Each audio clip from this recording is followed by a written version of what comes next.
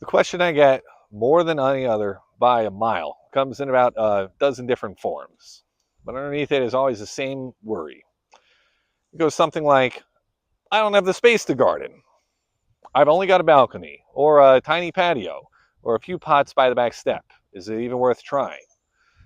I love this question because the answer is yes, it is absolutely worth trying. What I want to spend a few minutes on today is why.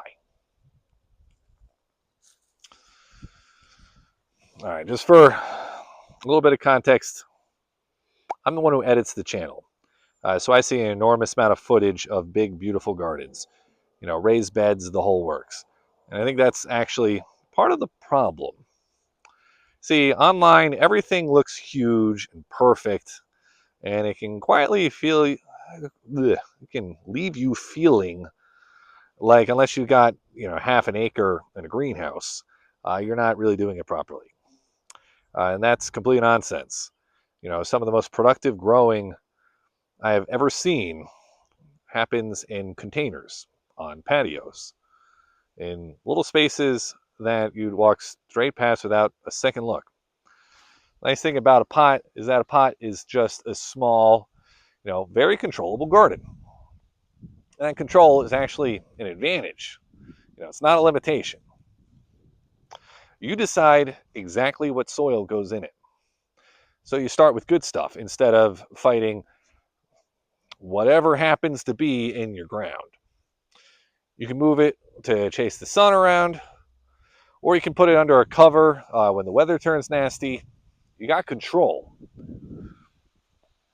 Weeds are barely a problem, and you can stand it up at a height that doesn't wreck your back, which, when you have to take care of any weeds, let's be honest, matters more and more as you start to get older, as the years start to tick on.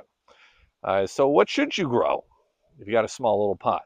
Well, you start with things that love a pot. Herbs are easy with basil, mint, parsley, chives, all perfectly happy in a container right by the kitchen. There is nothing like snipping your own to throw in dinner. Lettuce and salad leaves do beautifully in a shallow, wide pot. Tomatoes are brilliant in containers as long as the pot's a decent size and you keep the water nice and steady.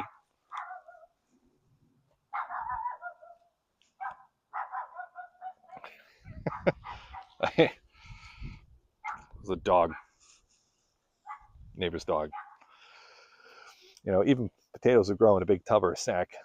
And tipping out at the end to find your harvest is honestly one of the best feelings going. There are only two things to watch with pots. One is they dry out a lot faster than open ground. So in hot weather, you'll be watering more often, sometimes every single day.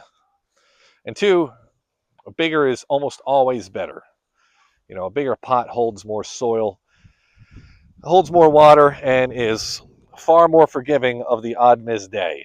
Tiny pots are hard to work, and they punish you. You go a size up from whatever you think you need, and then you'll be good. Don't know why the dogs didn't go for the turkeys. Oh, and one more, because I learned this one the soggy way. Make sure your pot has holes in the bottom, actual drainage holes. A lovely pot with no holes is just a bucket, and the water sits there and quietly rots your roots from below. If there are no holes, drill a few. Because you're watering so often, you're also slowly rinsing the food out of that soil. So every couple of weeks through the summer, give your pots a little liquid feed. They can't send roots out into the wider ground to go looking for more the way they could in an actual bed. So they're relying on you to do that. So you do those two small things, and the pot's going to keep right up.